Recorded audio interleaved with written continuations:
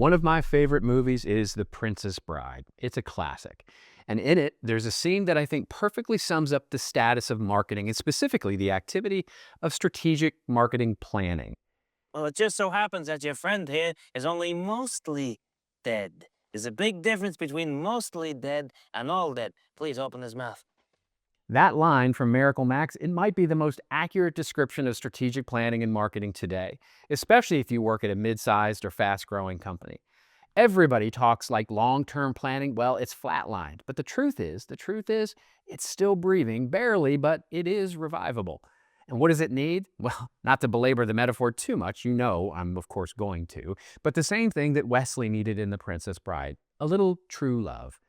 Yeah, once upon a time, actually not that long ago, marketing teams gathered religiously to map out real, long-term strategic planning. Business goals were debated, customers were analyzed, positioning was sharpened, campaigns were plotted. There were plans, real ones. These days, the meetings still happen, the decks still get made, but the process, it's really lost its teeth. What we have now so often is strategic planning theater. You know the show. A few vague North Star statements from leadership, a former pro athlete giving a motivational keynote, an offsite with an awesome restaurant and craft beer, and no follow through.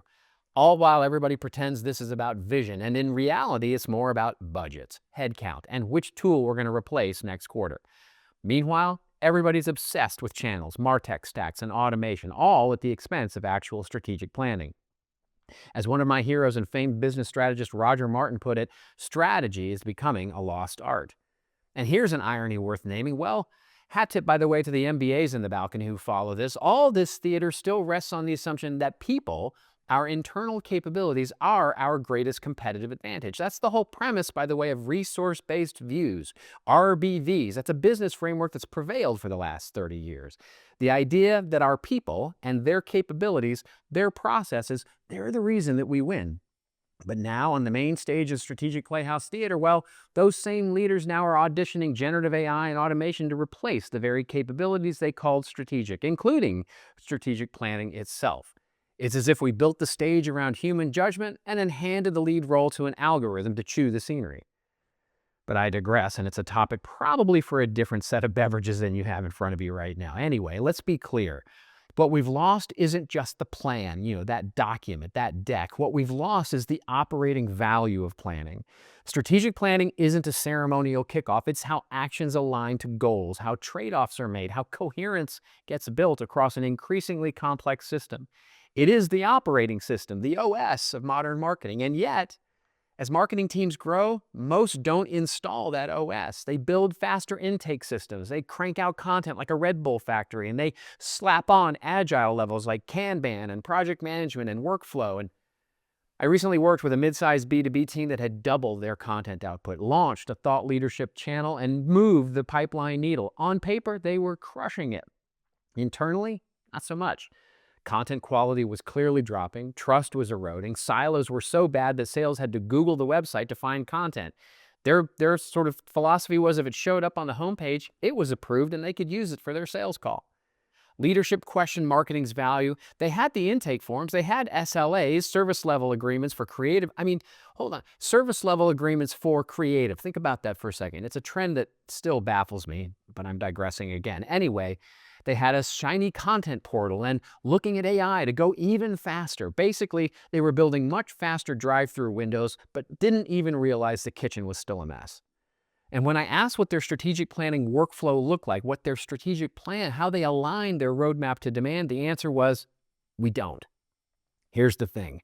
Strategic planning isn't paperwork, it's how we orchestrate. It's what actually enables one, intentional choices. Not just a reaction of what's going on in the business, but your calendar, it shouldn't be a graveyard of missed deadlines. It has to be a decision framework. Strategy says yes to what matters and no, by the way, to what doesn't. 2, clear capabilities and accountabilities. A friend once summed up the sad state of enterprise marketing activities in a single phrase. He said to me, it's not what you do, it's what they think you do. That's modern marketing. It's not your output, it's whatever the perception of leadership of your output is. Planning helps shift that. It clarifies what the teams own, and it turns marketing from this mystery black box into a visible strategic asset. 3, a seat at the change table. When marketing is planned strategically, not just produced, it becomes adaptive. One of my favorite questions to ask a CEO is, when was the last time a non-marketing business decision, like a new product, a market expansion, an acquisition, when was the last time that was based on an insight you got from marketing? And if the answer is, I don't know, I already know that you're not planning strategically. So when do you know when to put planning in? Well, here's the weird paradox. The moment your team gets big enough to warrant more investment, that's the exact moment you can't function without planning. You don't outgrow the need for planning. You outgrow the ability to survive without it.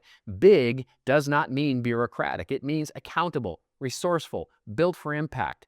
Structure isn't red tape. It's the thing that gives you the governance and the clarity and the time to make something that matters. So when should a once small team start planning strategically? Way before it feels like you need it, quite frankly, but most are going to wait until it's too late. They're afraid that it'll kill agility or it'll kill creativity, but big does not kill those things. Lack of strategy does.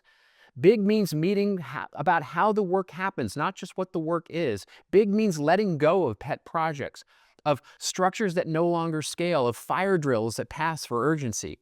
Teams that ignore their bigness don't stay small, they just start breaking up. That's why marketing gets reorged so often in larger organizations, by the way, not because it failed, but because it never realized it had already outgrown its way of working. That's when you need your Miracle Max moment. You need a strategy, not a magic bean, not a new dashboard, not the latest AI plugin, a real plan. Yes. Sir, Huh? we're in a terrible rush. Don't rush me, Sonny. You rush a miracle, man, you get rotten miracles.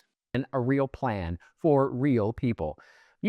Those strategic differentiators we were told were so important. A plan that says, here's what matters. Here's what we're not doing. That's your chocolate-coated revival pill. Just so you know. Make sure you remember. Frequency. And you shouldn't go in swimming after for at least An hour. yeah. A good hour. Yeah. Thank you for everything. Okay. Bye bye, boy. Have fun storming the castle. Think it'll work? It would take a miracle. You want a little more? Visit here where I've got a little bit of a longer version of this post and you can share it with your colleagues. And until I see you next week, remember, it's your story. Take the time to plan it and then tell it well.